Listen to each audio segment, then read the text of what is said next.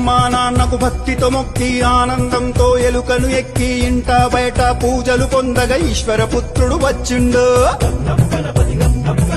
ఉండ్రాళ్ళు సిద్ధం చేద్దాం, ఊరందరినీ ఆహ్వానిద్దాం, ఋషులు మునులు సంతసించగా ఎదలో గణపతి పూజలు చేద్దాం.